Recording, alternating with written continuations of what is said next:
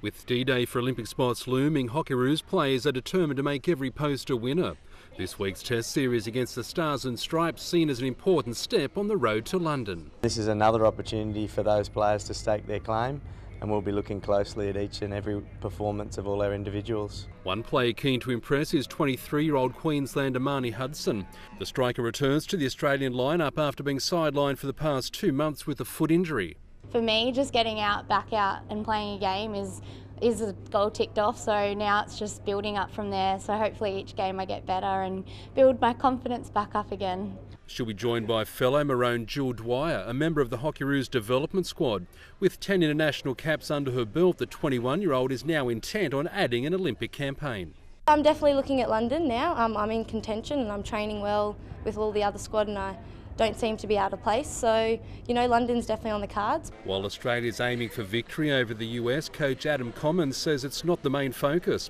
The Hockeyroos, who last won gold at Sydney in 2000, are planning to hit their peak in London. The results probably don't really matter at this moment. You always like to win, but we're more concentrating on the processes and making sure we get those things right. Game 1 of the 3 Test series we play tomorrow night at Buderim's Ballinger Park.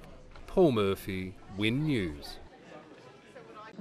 It's the stuff little girls' dreams are made of. Representing your country at an Olympic Games, and for young Hockeyroos Jade Warrender, it could become a reality. It's been a dream of mine since I was like 8 years old, and I remember watching the Olympic Games on TV and saying to Mum, "Oh, how are they going to fit my name on my jersey?" The 19-year-old defender was a member of the Australian squad who took on the USA in a pre-Olympic hit-out. Players keen to impress against another top 10 ranked international side as they look to book a seat on the plane to London. We need to make sure that we select the right group, our strongest group, so when we get to London, we really put our best performances against all of these types of opponents. Despite going down 2-1 in the Test series against the Americans with an inexperienced squad, the Hockeyroos are confident of claiming an Olympic medal in London, their first since striking gold at Sydney in 2000.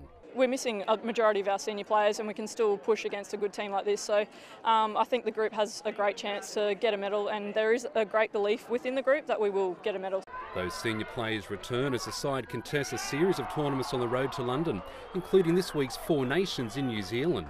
Like a Melbourne Cup winner, the Hockeyroos are aiming to time their Olympic run to perfection. We're just trying to gain some experience and learn how other teams play, so then when we get to the Olympics we know how they play and can exploit that. So we don't want to be peaking too soon. The Hockeyroos final squad will be announced following a tournament in the Olympic City in June. Paul Murphy, Win News.